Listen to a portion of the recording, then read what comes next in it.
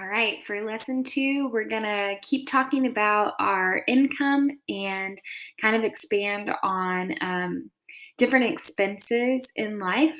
So, here is our Google Slides for this, for our second lesson. And the vocabulary terms income, which we already talked about, that's the amount of money that is coming in or earned. Your savings.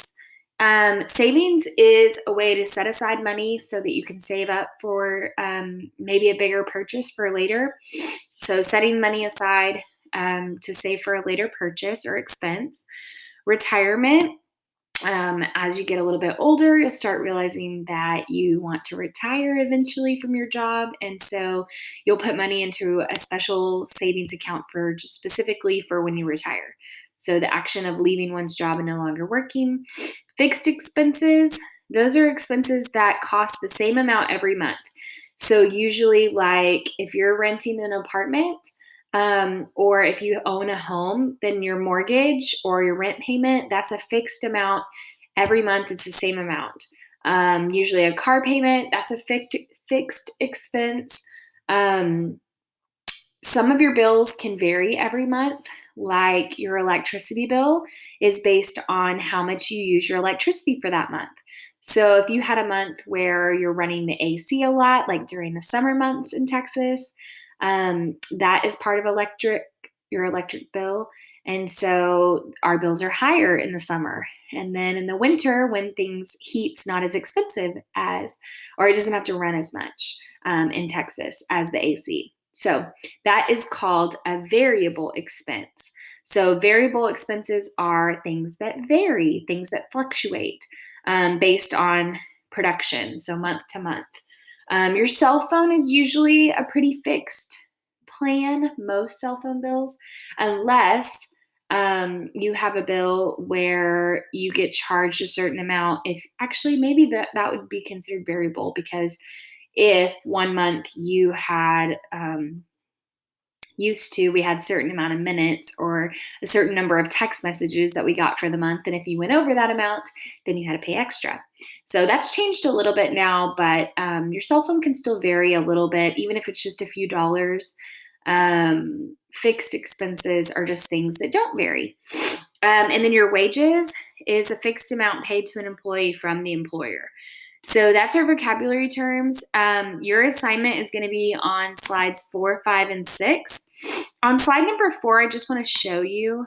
Let me zoom out just a little bit. So you have fixed and you have variable, and you are going to drag these where they belong. So each month, let's say gas in your car.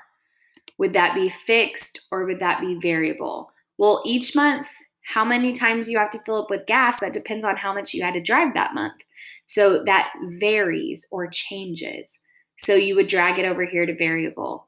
Fixed expenses, your monthly car payment, that's a fixed expense. Okay, so I just did 2 examples for you.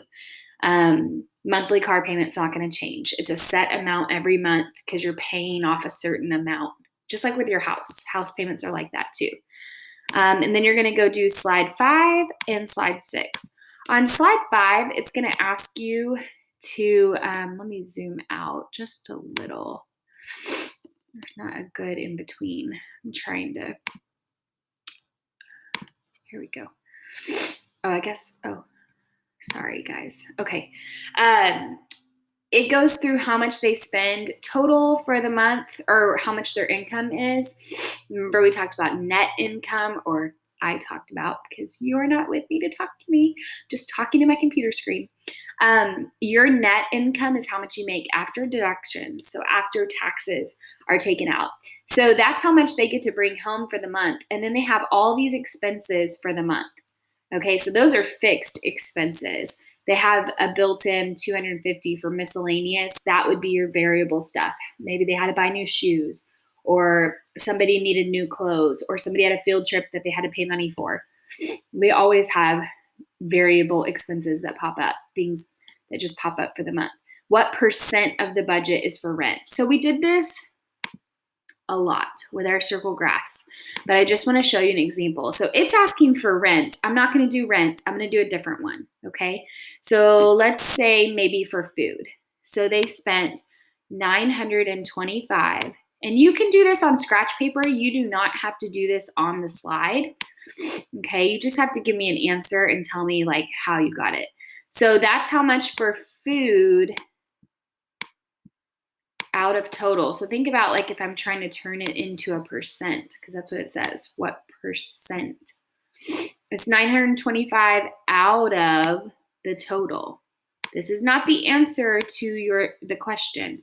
I'm doing food instead of rent. You're going to go back and do rent, but you're going to do it in the same way. So I'm giving you help on how to set it up, okay? So this is food out of total equals something out of 100 if I want it to be a percent, okay? And this is what I'm solving for.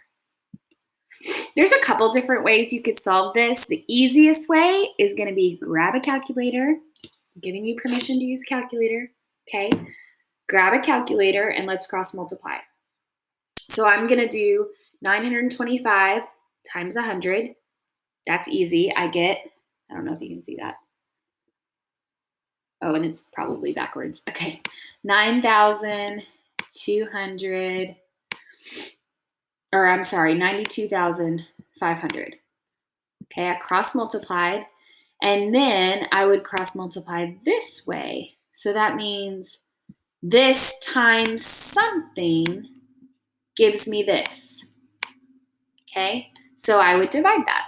92,500 divided by 4,200.